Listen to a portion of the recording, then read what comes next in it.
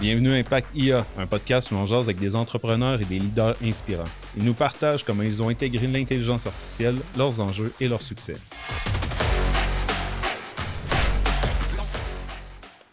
Bonjour tout le monde, bienvenue à un nouvel épisode de Impact IA. Je m'appelle Hugo. Aujourd'hui, j'ai avec moi Jean-Philippe Duchesneau. Bienvenue. Merci, salut Hugo. Ça va bien? Ça va bien toi? Yes, merci d'avoir accepté l'invitation. Ça fait plaisir. Sérieusement, quand on s'est parlé la première fois, j'ai vu que tu avais un parcours assez malade. Ouais. Fait que dans le fond, tu es avocat de formation. Tu as mis des terroristes en prison avec l'ONU, Ouais. ce que j'ai compris. Puis aujourd'hui, tu as 6 business dans le tourisme avec pas loin de 400 employés. Ouais, Peux-tu exact. nous expliquer c'est quoi le fil conducteur? Oui, bien, bonne question. Je fais tout le temps ce que j'aime, c'est ça le fil conducteur, mais j'ai tout le temps aimé aussi beaucoup la technologie. Donc, quand j'avais 15 ans, je m'étais parti d'une compagnie en création de sites web. C'était encore le début du web quand tout se faisait en HTML. Puis, au fur et à mesure que j'ai continué, j'ai tout le temps gardé un petit aspect technologique dans ce que je faisais. Je voulais faire plusieurs carrières dans ma vie. Fait que je voulais pratiquer le droit, je voulais faire un peu de politique, je voulais aller à l'international, puis je voulais être en affaires. Puis, donc, j'ai étudié en droit, je suis allé là-dedans, j'ai fait un petit peu de... j'étais procureur de la Couronne, ce qui m'a amené à aller au final même jusqu'aux Nations Unies, justement à La Haye, aux Pays-Bas, où est-ce que j'étais dans le premier tribunal des Nations Unies en matière de terrorisme. Donc, mais même là, j'avais tout le temps un petit côté technologique, donc j'avais tout le temps l'aspect de la preuve technologique, donc ça m'a tout le temps passionné. Puis après ça, quand j'ai quitté le droit, je voulais me lancer en affaires. J'ai racheté les quadricycles, les pédalos dans le Vieux-Port avec des partenaires. Puis on a lancé Voile en Voile, les gros bateaux pirates dans le Vieux-Port de Montréal. C'est parti de là. Tout le monde me parle des bateaux de pirates. Là, j'en ai parlé ce matin. Là, je dis, je reçois Jean-Philippe justement de Voile en Voile. Puis le monde me dit, OK, oui, les bateaux de pirates. Oui. J'ai invité Jean-Philippe ce matin pour parler d'IA. Oui. Puis ma première question pour moi, ça a été quoi ta première expérience avec l'intelligence artificielle dans tes business? Oui, bien, souvent, l'IA, c'est un outil de productivité qui est incroyable. On commence souvent pas juste pour utiliser l'IA, mais parce qu'on a un problème. Moi, le problème que j'avais de retour dans la pandémie 2020-2021, on avait beaucoup de demandes de financement à devoir remplir. Puis ça prenait un temps absolument fou. Puis avec le nombre de business qu'on avait, je n'étais pas capable de remplir tout ça. Puis à l'époque, il y avait des outils pré-ChatGPT. Il y avait notamment Jarvis puis Jasper qui étaient là, qui permettaient, qui étaient un peu un précurseur de ChatGPT, mais qui permettait de remplir des informations, remplir des formulaires et tout ça. Fait que moi, ça a été ma première incursion. Puis quand j'ai vu le temps que j'étais capable de sauver avec ces outils-là, je tombe en amour. Fait que, après ça, j'ai commencé, ça a été mon incursion dans l'IA, puis j'ai plus jamais regardé en arrière. Mais ce qui est intéressant avec toi, c'est que tu as découvert l'IA avant ChatGPT. Ouais. Parce que le nombre de personnes que je parle que c'est ChatGPT qui a été le moment, toi, ça a été Jarvis. Oui. Puis dès que ChatGPT est sorti, j'étais un des premiers inscrits. C'est sorti en novembre 2022. Dès janvier 2023, je donnais des formations à mon équipe à l'interne pour voir comment on pouvait l'utiliser. Fait qu'on a commencé à utiliser tout ça très rapidement. Fait que tu as vraiment été un early adopter. Oui, vraiment. C'est quoi ton outil favori en ce moment? Et là, j'en ai beaucoup. J'aime beaucoup ChatGPT, j'utilise beaucoup Claude encore, beaucoup. J'ai de la difficulté à aimer un plus que l'autre. C'est comme si c'était mes deux enfants que j'aime égal.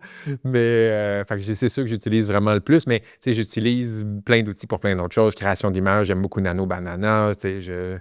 Ouais. On en parle beaucoup de Nano Banana, parce qu'avant, on parlait de Midjourney. Ouais. C'est vraiment un des très, très forts modèles d'images. Maintenant, on est beaucoup dans Nano Banana, qui est sorti par Google en quoi? C'était en juin? Ouais. Juin-ish? Ouais. Juin, bref. Il n'y a pas longtemps, Nano Banana est sorti, puis c'est absolument un game changer. Donc.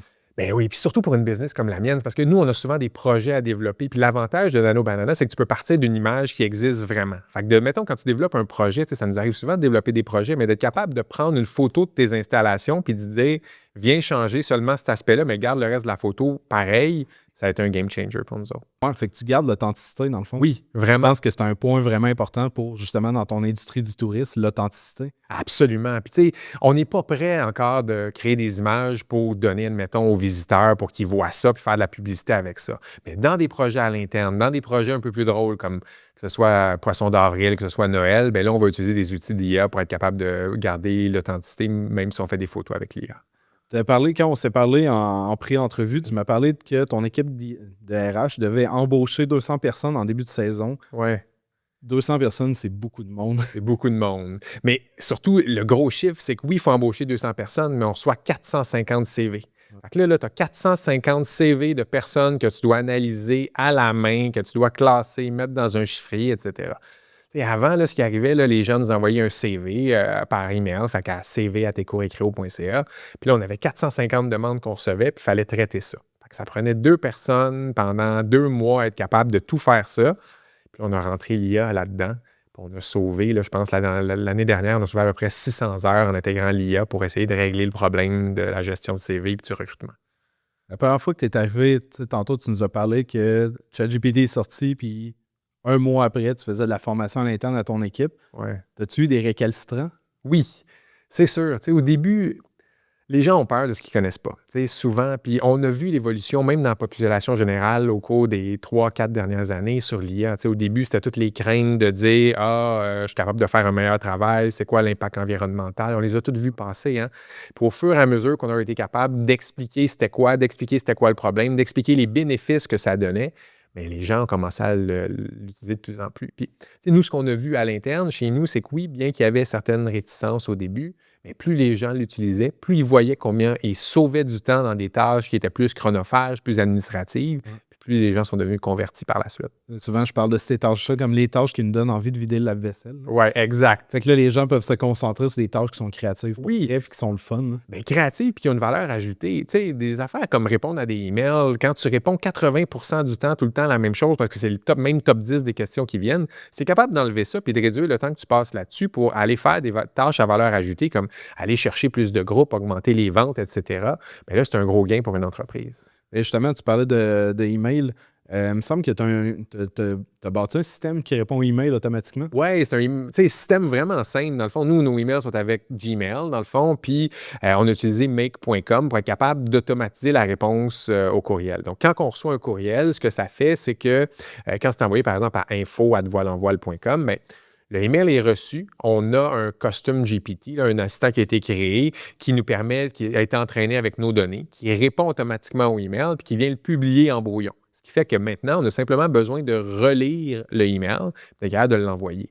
Tu sais, ça peut avoir l'air de rien comme ça, mais on reçoit chaque jour à peu près 50 emails, dont 25 emails qu'on doit répondre. Tu sais, si tu prends en moyenne que ça prend à peu près 5 minutes de répondre à un email, là, ça fait 760 heures que ça prend à quelqu'un de l'équipe du service à la clientèle de répondre à des emails chaque année. Tu coupes ça du 2/3, là, tu viens de sauver 500 heures dans une organisation. C'est énorme. Puis de toute façon, tu as gardé le human in the loop. Oui, parce que c'est l'humain qui vérifie l'information puis qui publie par la suite la réponse à la personne. Des statistiques là-dessus? Est-ce qu'il publie 100% des emails qui ont été générés? Il y a des petites modifications, mais honnêtement, c'est minime. Puis, tu sais, le 2/3 du temps, je pense que c'est ça qu'on va gagner à la fin parce que puis, tu sais, ça, c'était dans la version 1. Tu sais, maintenant, tu es capable avec Make de vraiment avoir un trajet qui est fait dépendant du type d'email. Tu sais, tu peux faire en sorte que si, admettons, c'est une demande de soumission, bien, tu vas l'envoyer à QuickBooks. QuickBooks va te faire la soumission automatiquement. QuickBooks va l'envoyer. Fait que là, on est là-dedans. On est en train de regarder une version 2.0 où est-ce que là, dépendant du type de demande, bien, on va faire des actions qui vont nous faire sauver encore plus. OK, parce que tu pourras avoir certains emails que finalement, on enlève le human in the loop, puis le risque est très bas. Exact. Puis, tu sais, après ça, c'est une question de transparence. Il n'y a rien qui t'empêche de dire en bas de ton email, la première réponse a été générée par l'IA. Si vous avez d'autres questions, répondez-nous. Tu sais. Mais le but, c'est que, puis on le voit aussi des visiteurs, hein, ils veulent une réponse de plus en plus rapide à tous les niveaux. Hein, par email, par téléphone, ils veulent une réponse rapidement. Fait que si on est capable de faire ça avec l'IA, parce que quelqu'un nous écrit, mettons, un lundi soir à 8 h le soir, plutôt que d'attendre jusqu'au mardi matin 9 h pour qu'il réponde, alors qu'il veut booker à ce moment-là, si on est capable d'envoyer une réponse automatisée, bien, tu as un gain pour l'organisation. Puis honnêtement, moi, le premier, là, je serais le premier à appeler un service téléphonique quelconque. Si j'ai le choix entre attendre 20 minutes pour parler à un humain ou immédiatement un IA, c'est ça, je choisis l'IA. Mais tu as raison. Puis Hugo, le problème, c'est pas juste ça, c'est que si, admettons, là, toi, tu planifies tes voyages, là, tu planifies une vacance. Tu as 3 attractions, tu as 3 hôtels auxquels tu veux rester, puis il y en a 2 qui ne te répondent pas, puis le 3e, il te répond. Avec lequel tu vas aller? Tu vas aller avec celui qui t'a répondu. Clairement. Fait que c'est ça qui arrive, c'est que sinon, tu perds des ventes. Fait que au bout de la ligne, c'est de l'argent que tu perds.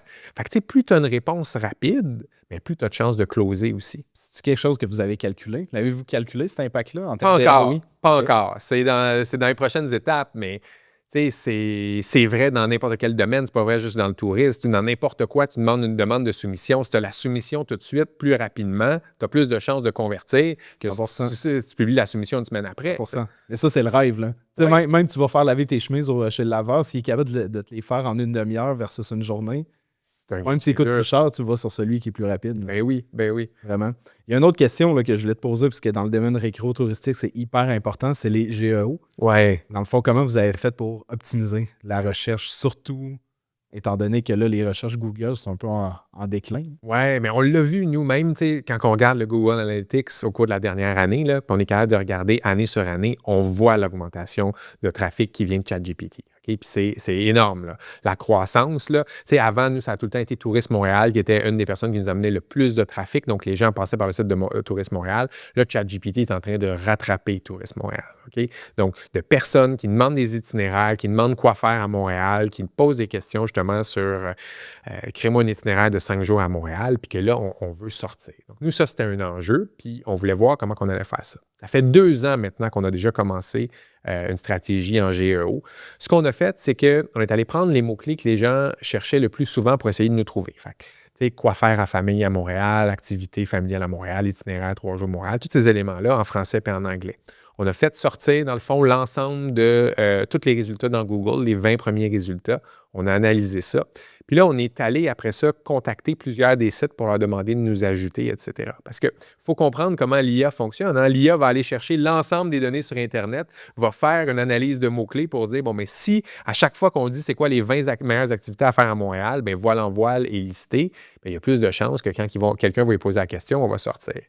Fait qu'on a fait cette stratégie-là, puis on a été capable de tracker aussi notre positionnement dans les LLM, puis on a vu qu'en faisant ça, ça a augmenté le nombre de fois où on sortait dans les résultats.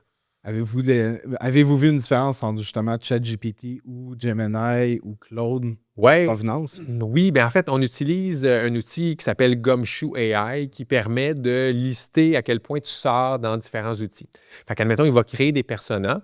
Et il va aller tester les mêmes prompts, mais dans les différents outils. Fait que tu es capable de dire, admettons, bon, ben dans ChatGPT, je vais sortir 35 du temps quand quelqu'un pose des questions qui sont pertinentes pour moi, versus, admettons, Claude, que je vais sortir 20 du temps. Puis là, il va tester DeepSeek, Gemini, etc., puis il teste tout. Penses-tu que vous avez des personas différents qui parlent de Claude versus Gemini versus ChatGPT? Une bonne question. Je sais pas. Je sais pas, peut-être. Peut-être que le profil d'utilisateur, justement, parce que ChatGPT étant le plus connu, c'est certain que dans le profil que nous, on regarde, qui sont souvent des parents, quarantenaires, etc., je pense que c'est plus propice d'aller dans ChatGPT versus Claude, qui est peut-être un petit peu plus niché ou un peu plus pour des personnes techno, des fois un petit peu plus jeunes. Fait que je pense qu'il y a peut-être un persona différent dépendant de l'outil. Tantôt, on parlait de Midjourney. Je te ramènerai un peu là-dessus. Vous aviez un projet de développement pour le projet Aquarium. Ouais. Puis, avant, faire un rendu graphique pour écouter 15 000 $. Ouais. Maintenant, avec Midjourney ou comme on parlait tantôt, Nano Banana. J'ai de la misère à le dire, Nano Banana. Ouais. C'est une suite difficile. À quel point ça change la game dans un cas précis comme celui-là? Mais c'est pas juste l'argent, c'est aussi le temps. T'sais, avant, là, quand tu développes un projet, la rapidité est importante. Puis les coûts aussi. T'sais, quand on a travaillé sur le projet de développement d'un aquarium à Montréal, je veux dire, l'ancienne manière de faire les choses, c'était donc d'aller voir une firme d'architecture, de leur dire je veux avoir des rendus de l'intérieur de l'aquarium.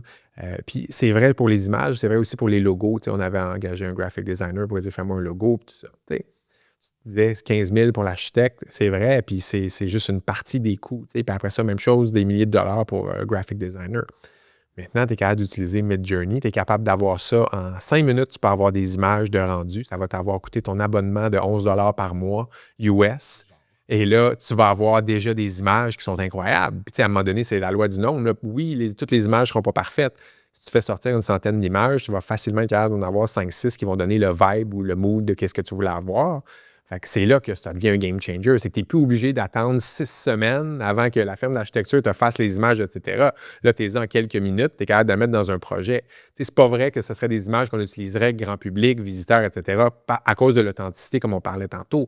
Mais dans un développement de projet, répondre à un appel d'offres, demander des subventions, des choses comme ça, bien, c'est parfait, là. Fait que ça devient vraiment un gros game changer. Et en plus, c'est un outil qui nous permet de brainstormer beaucoup plus facilement. Parce que là, tu es capable d'explorer des idées qu'avant que tu n'aurais jamais explorées. Bien, tu as raison. Tu sais, même différents revêtements sur des buildings, différents toits, à quoi ça va ressembler si je fais ça. Fait que ça fait une grosse différence. Vous avez fait des sondages sur l'adoption de l'IA en tourisme Ouais. il y a 2 ans. Ouais. Ben, je suis vice-président, on a créé un groupe de travail en IA et tourisme pour être capable de justement aider à ce que l'industrie touristique adopte l'IA. Puis on a fait 2 sondages sur 1 an d'intervalle pour voir justement le taux d'adoption. Puis on a vraiment vu là, un gros progrès sur une année. Mais je te dirais que c'est encore une utilisation qui est encore un peu superficielle. Tu sais, les gens sont encore, puis tu dois le voir toi aussi, Hugo, avec toutes les conférences que tu donnes, tu sais, c'est encore très rédige-moi une lettre, réponds à un email, etc. C'est encore premier niveau plutôt que de vraiment prendre le temps d'analyser c'est quoi mon besoin, qu'est-ce que je fais de manière routinée, puis comment je peux régler mon problème. Tu sais, c'est là qu'on voit que c'est encore superficiel plutôt que d'avoir l'IA comme un collègue de travail à qui on délègue des tâches. Oui, exact. Mais ce que je vois souvent, c'est qu'on prend l'IA et on essaie de venir le coller à nos processus existants au Ouais. lieu de repenser avec l'IA. Exact. On n'est plus en 2021, là. On est dans un nouveau monde, là. Les processus de qu'est-ce qu'on faisait en 2021 sont plus bons, là. C'est vraiment... On doit tout repenser, puis mettre l'accent là où l'humain est plus fort, puis là où l'IA est plus fort. Tu sais, on le sait, l'IA va être plus fort que nous pour bien des affaires, analyser des données, même au niveau de la rédaction, l'IA est meilleur que nous.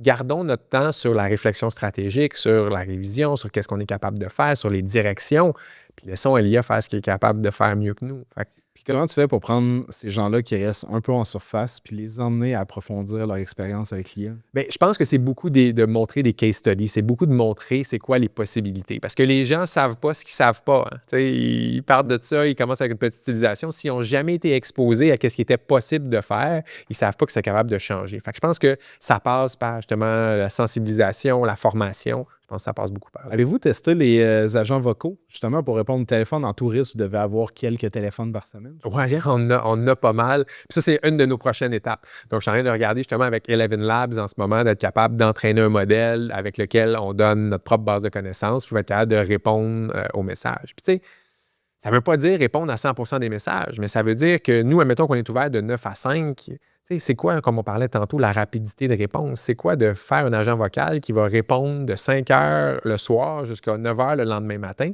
qui peut au moins donner une première réponse? Puis l'agent est capable de dire, bon, ben si jamais vous avez d'autres questions, rappelez-nous, envoyez-nous un message ou on vous revient le lendemain matin. Mais au moins, tu as un premier contact. Tu pourrais cloner ta voix en plus. Oui! Oui. Je suis pas sûr que j'ai la plus belle voix. Il y a du monde dans mon organisation qui a des plus belles voix que moi, mais oui, on va cloner une voix qui est radiophonique, puis on va la prendre. J'ai fait l'exercice, ça marche quand même bien, c'est un peu déroutant. Là. Il y a une espèce de... Tu connais le Uncanny Valley. Plus tu te rapproches de la réalité, pire tu remarques les détails qui ne fonctionnent pas finalement. Là. Mais c'est fou parce que, tu sais, il y a plein d'autres outils qui utilisent ta voix. Tu sais, comme, mettons, j'ai été bien impressionné avec Sora 2, justement, où est-ce que tu donnes un clip de 5-10 secondes, puis il est capable de reproduire ta voix, puis il répond. Écoute, ça fait peur, mais ouais. Ouais, c'est fou. Puis moi, je me suis même créé des clones. Tu sais, t'es capable de cloner ta propre personne, finalement. Ouais. Tu s'enregistrer avec une caméra, tu t'enregistres pendant genre 2 minutes. Puis tu parles normalement, tu as même tes gestes. Puis c'est un outil qui s'appelle Agent. Ouais, je connais bien. Ouais. Non, ça marche super bien. Là. Ce que je fais maintenant, c'est que j'enregistre ma voix avec le micro, ce que je veux dire. Puis je map avec Agent, avec mon avatar. Comme ça, je sauve le temps sur l'enregistrement. Parce que tu sais, quand tu enregistres avec une caméra versus juste un micro, ça va beaucoup plus vite avec un micro. Puis tu restes quand même assez authentique. Parce que je trouve que tu ne perds pas trop l'authenticité quand c'est un avatar, mais que c'est ta vraie voix. Versus de prendre un clone complet. Là. Mais tu as raison. Puis, tu sais, les applications de HeyGen, même en tourisme, dans d'autres domaines, il y en a beaucoup. Tu sais, je te donne un exemple. Nous, là, quand les gens viennent à voile en voile, on doit donner les consignes de sécurité. Tu sais, en ce moment, nos personnes sont capables de répondre en français ou en anglais, mais souvent, on a des personnes qui arrivent de d'autres pays qui ne comprennent pas nécessairement bien le français ou l'anglais. Mais d'avoir, admettons, un avatar de HeyGen qui donne les consignes de sécurité en chinois, par exemple, en indien ou peu importe, c'est rendu facile à faire. Puis là, les personnes sont capables de comprendre toutes les subtilités de qu'est-ce qu'ils ne doivent pas faire dans le parc. Oui, puis souvent, en entreprise, c'est même de la formation. Tu sais, des fois, tu as des travailleurs étrangers ou des travailleurs saisonniers qui arrivent, justement, ils parlent espagnol ou ils parlent d'autres langues. Ils viennent que l'été, puis là, la formation est anglais-français. Fait que là, de pouvoir traduire, puis d'avoir ton vidéo avec ton visage, mais avec le lip sync, puis toute la traduction, c'est quand même très, très hot. Le dynamic pricing, t'en penses quoi? Ben, je pense que c'est important. Je pense, dans notre industrie, je pense que ça va s'en venir de plus en plus. Tu sais, on parle beaucoup de l'IA générative, mais l'IA analytique est tout aussi importante. C'est le cas d'analyser des grosses données. Encore une fois, l'IA va le faire mieux que nous. Fait que d'être capable d'avoir des outils de dynamic pricing qui sont capables d'analyser tes ventes des 10 dernières années, tel jour, c'était quoi, basé sur la température, basé sur plein d'autres KPI ou informations, puis de sortir un prix qui est adapté. Je pense que dans l'industrie touristique, il y a de l'avenir. Tu sais, en ce moment, les hôtels, les compagnies aériennes le font beaucoup, mais je pense que c'est une question de temps avant que ça rentre dans les attractions puis dans plein d'autres modèles d'affaires aussi. Clairement. Puis tu sais, je pense que quand même, après ma barre, on regarde ça et on dit ah, ça va me coûter plus cher telle ou telle journée. Mais moi, je le vois autrement. Je me dis, OK, mais j'ai vraiment envie de faire cette activité-là telle journée, puis je vais avoir l'expérience que j'ai payée pour. Dans le sens, pour pas arriver une journée où c'est trop bondé, versus une journée qui pleut, tu dis, ah là, ça va me coûter moins cher, je vais pouvoir y aller cette journée-là. Ben oui, puis tu as raison. Puis après ça, même pour la clientèle locale, ça peut être même être l'inverse. Ils vont peut-être payer moins cher pour y aller hors des périodes, justement, qui normalement étaient plus chères. Tu sais, quelqu'un qui veut venir, admettons, pendant les vacances de la construction, un 28 juillet à 1 heure, alors que c'est bondé, oui, le prix va être un petit peu plus cher parce qu'il y a beaucoup de touristes. Mais cette même personne-là décide de venir en mai, dans un samedi matin, alors que c'est moins bondé, mais peut-être que le prix va être quasiment à moitié prix. Fait que peut-être que pour la clientèle locale, justement, ça peut venir aider. Dans l'adoption de l'IA, as-tu vu un peu de la concurrence qui adopte moins l'IA versus vous? Est-ce que tu vois une différence justement dans l'avancement ou dans la rapidité? Écoute, je pense que le gap va se créer de plus en plus dans les prochaines années. Tu sais, je pense qu'au niveau, que ce soit toutes les organisations, parce que tu sais, il y a beaucoup de PME dans le domaine touristique, je pense qu'il va vraiment avoir un fossé qui va se créer entre ceux qui adoptent l'IA et ceux qui ne le font pas. Parce que ceux qui vont adopter l'IA vont peut-être avoir besoin de moins de ressources. Tu sais, nous, on l'a vu notamment. Tu sais, avant, on avait 2 personnes. Tantôt, on parlait des ressources humaines. Avant, on avait 2 personnes qui étaient là pour prendre tout l'ensemble des demandes. Tu sais, là, ça va peut-être être une personne aidée de l'IA. Tu sais, fait que là, tu augmentes en même temps la productivité, tu augmentes la rentabilité de l'entreprise. Fait que je pense que le fossé va se créer de plus en plus, justement, entre les compagnies qui font encore les choses de la vieille manière et les compagnies qui l'adoptent. Puis on n'a comme pas le choix d'y aller. C'est un peu ça mon point. C'est pour ça que je te pose la question, parce que quelqu'un pourrait regarder ça et se dire ah, j'ai encore le temps, mais je trouve que le temps s'en vient court assez rapidement puis que ça va aller vite. Je pense qu'on va se réveiller du jour au lendemain puis on va absolument vivre l'impact de l'IA dans les différentes business. Tu as raison. Puis on n'a encore rien vu. Hein? On est encore au début. On le sait, là, on est encore au balbutiement de ce qui arrive avec l'IA. Fait que ceux qui ne s'y mettent pas maintenant, le retard va être beaucoup plus grand à rattraper dans 1 an ou dans 2 ans. C'est surtout, là, quand on se parlait, tu nous parlais de tes états financiers que tu avais passés dans Claude. Oui. Écoute, ça, là, avant, tu avais besoin du comptable qui pouvait prendre une journée. Là. Moi, j'avais besoin d'avoir un comparatif de mes 8 dernières années, de tous les revenus, toutes les dépenses, OK? Puis je voulais avoir année par année le calcul du BAIA, le calcul de la rentabilité, toutes mes dépenses, plein de ratios que je voulais qu'ils calculent, des ratios comptables, etc. J'ai pris les 8 années d'état financier, j'ai donné ça à Claude, j'ai dit « Fais-moi un chiffrier Excel avec toutes les données ». J'ai été flabbergasté de voir le résultat que j'ai obtenu. Un beau chiffrier Excel, tout bien mis en page, tous les ratios avaient été calculés. Puis Claude, il est capable de le formater. Oui, exact. Comparativement aux autres, là, Ouais. quand on parle de ChatGPT, Gemini, tous les autres modèles ont de la misère avec le formatting, mais Claude, il performe dans le formatting avec Excel. Ouais. Puis, comme toi, j'aime ça tester. Fait que, je l'ai testé, la même prompt, les mêmes documents dans tous les outils. Puis Claude a donné un résultat vraiment exceptionnel. Ouais. Honnêtement, je suis quand même vendu à Claude. Ils ont comme la capacité, ils ont ce qu'ils appellent des skills. Ouais. Tu peux vraiment créer des skills pour créer, tu sais, même les présentations PowerPoint, là, il y a beaucoup de gens qui m'en parlent, là, mais maintenant, là, alors qu'on se parle, vous êtes capable de construire un skills dans Claude pour bâtir une présentation PowerPoint avec exactement votre branding. C'est beau, ça va vite, c'est hyper tight. Ouais, vraiment, là, c'est impressionnant. Ouais, vraiment. Tu as donné 63 conférences cette année? En fait, non, 74. Là, 74, OK. 74, ouais. En fait, dans la dernière année et demie. Donc, ouais. Il va falloir que j'update mon chiffre. Ah ouais. C'est quoi la question qu'on te pose le plus souvent par rapport à l'IA? Par où commencer? La question la plus souvent, le monde là, reçoit la conférence, ils ont un électrochoc. Ils voient ce que c'est possible de faire parce que souvent, les gens en entendent parler souvent de manière théorique. Puis là, on leur arrive avec des exemples concrets en disant voici qu'est-ce qu'on fait. Et la première question qui revient tout le temps, c'est OK, c'est bien beau. C'est quoi ma première étape? Par où je commence? Tu leur dis quoi? Écoute, souvent, là, la première étape, c'est de tester. C'est de tester, tester, tester. C'est d'y aller pour quand tu as besoin d'une recette. C'est de faire justement les réponses au courriel au départ. C'est de tester. Tu sais, je pense que c'est vraiment la première étape. Après ça, c'est vraiment, je pense, d'analyser c'est quoi les enjeux qu'on veut résoudre. Puis c'est ça que le monde, je pense, des fois, ne comprenne pas. C'est qu'ils utilisent l'IA pour le fun, mais sans penser comment ça peut les aider sur le long terme. Si les gens commencent à analyser qu'est-ce qu'ils font dans leur vie de tous les jours, qui leur prend du temps, qui est répétitif, qui est routinier, puis que là, ils rentrent l'IA, c'est là que ça va devenir un game changer. On a parlé de changement de mindset. Parce que de tout ce qu'on parle depuis tantôt, justement, je te pose la question sur c'est quoi la question qui arrive le plus souvent. Par où commencer? Mais je pense que c'est un changement de mindset complet autour de l'IA. Vraiment. Comment que les gens devraient faire ça, ce changement-là? Écoute, puis on l'a vu, hein, le changement de mindset.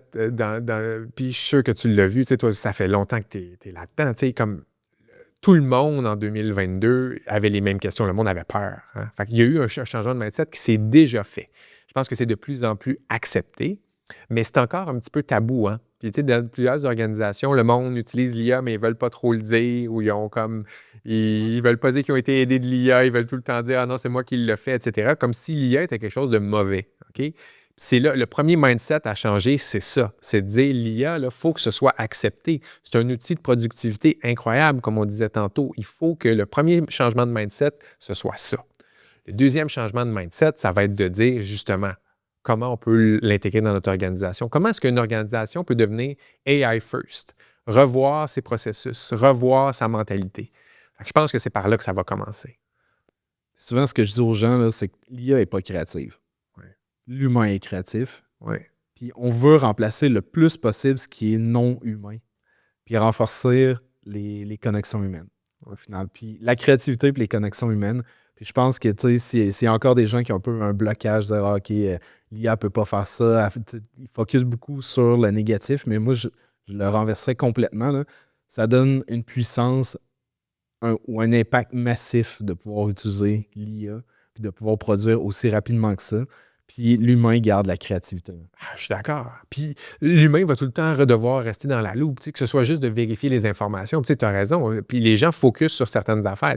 Souvent, je me fais dire « Ah, j'ai posé une question à l'IA, puis j'ai eu une hallucination dans le résultat que j'ai obtenu. Fait que l'IA, ça ne vaut pas rien. » Mais quand tu es capable d'utiliser un deep research puis d'avoir un document de 30-40 pages, c'est normal qu'il y ait quelques informations qui ne soient pas correctes, absolument. Mais tu l'aurais donné à un humain qui aurait eu encore plus d'erreurs. Fait que ça aussi, c'est vrai. Fait que faut que tu prennes ça en considération. Puis c'est là que l'humain doit rentrer puis jouer son rôle. L'IA, c'est pas une fin en soi. Là. C'est un premier pas. C'est de partir pas avec une page blanche puis d'avoir un premier résultat. Mais c'est pas vrai qu'on va enlever l'humain puis qu'on va prendre tout ce que l'IA nous donne pour du cash puis dire on part de là. Je pense que, comme tu dis, c'est la créativité. Puis c'est aussi le jugement. Hein? L'IA n'a pas de jugement. Fait que d'être capable d'avoir le jugement de OK, j'ai le résultat, qu'est-ce qui est bon, qu'est-ce qui n'est pas bon, qu'est-ce qu'on peut améliorer.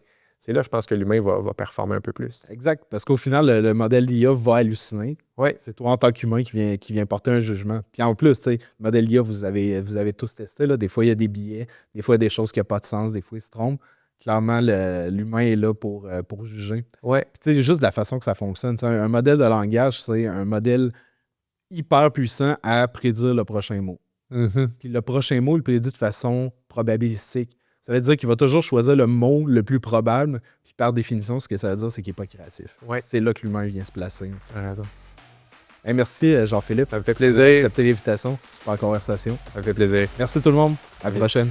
Bye.